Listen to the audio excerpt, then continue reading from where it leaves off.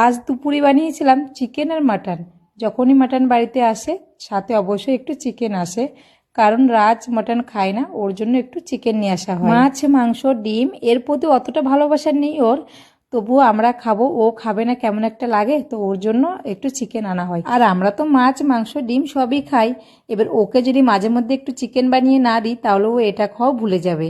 তার জন্য আমি মাঝে মধ্যে ওকে একটু করে চিকেন বানিয়ে দিই। তো চিকেনের জন্য তো আমি দেখো সমস্ত মশলা মিক্সারে করে নিয়েছিলাম আর বসিয়েও দিয়েছি। চিকেনটা ওইদিকে রান্না হচ্ছে আর মটনের জন্য আমি এইদিকে মশলা করে নেব। তোমরা তো অনেকেই জানো যখন মাংস রান্না হয় মশলাটা যদি শিলনোড়ায় বেটে নেওয়া যায় তাহলে মাংসর স্বাদটা দ্বিগুণ বেড়ে যায়। তাই একটু কষ্ট হলেও আমি কিন্তু আজকের মশলাটা শিলনোড়ায় বেটে নিই। আর আমি যদি শিলনোড়ায় বেটে মাংস রান্না করি তাহলে ওর বাবাও কিন্তু ভীষণ পছন্দ করে। আর আজ যেহেতু মাটন নিয়ে এসছে তাই ভাবলাম আজকে একটু কষ্ট করে শিলনোড়ায় বেটেই নিই। তাই জন্য দেখো আমি সমস্ত মশলা শিলনোড়ায় বেটে নিয়েছি আর ওইদিকে পেঁয়াজটা ভাজা করতে বসিয়েছিলাম। পেঁয়াজটা ভাজা হয়ে গেলেই ওর মধ্যে দিয়ে দিয়েছিলাম সমস্ত মশলা। ওইদিকে মশলা কষানো হচ্ছে আর এইদিকে দেখি চিকেনটাও কষানো হয়ে গেছে।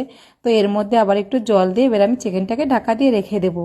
আর এই সাইডে এসে দেখি আবার মশলাটাও কষানো হয়ে গেছে, তো ওর মধ্যে একে একে সমস্ত মাটনটা দিয়ে দেবো, তারপর ভালোভাবে কষিয়ে। আর এটা রান্না করতে তো অনেকটাই টাইম লাগবে, ঢাকা দিয়ে দিয়ে ভালোভাবে কষিয়ে নিতে হবে। তো এটাকে আমি এখন ঢাকা দিয়ে রেখে দেবো কিছুক্ষণের জন্য। আর এইদিকে এসে দেখি চিকেনটা পুরো রেডি হয়ে গেছে, চিকেন তো কমপ্লিট হয়ে গেছে, নামিয়ে রেখে আসলাম। এইদিকে এসে দেখি মাটনটাও বেশ কিছুটা কষানো হয়ে গেছে। আর জানো তো আমি যখনই মাংস রান্না করতে আসি তখনই আমার মায়ের কথা ভীষণ মনে পড়ে, কারণ আমার মা কোনো মাংসই খায় না কিন্তু রান্না করে দারুণ, অপূর্ব সুন্দর লাগে মায়ের হাতের মাংস রান্না, যেটা কখনো ভোলার মতো নয়।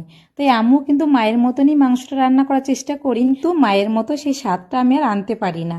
তাই মাকে ফোন করে বলি আমি যে মা তুমি যে মাংসটা রান্না করো কত সুন্দর লাগে খেতে, তোমার মতোই সেমই আমি রান্না করি কিন্তু সেই স্বাদটা আসে না কেন। মা শুনে বলল সেই স্বাদটা আসে কিন্তু যে রান্না করে তার কাছে অতটা ভালো লাগে না, আবার তোর রান্নাই দেখ সবার কাছে ভালো লাগবে। তো যাই হোক, মায়ের হাতের স্বাদের রান্নার তুলনা হয় না, সেই স্বাদ কারোর সাথে শেয়ারও করা যায় না।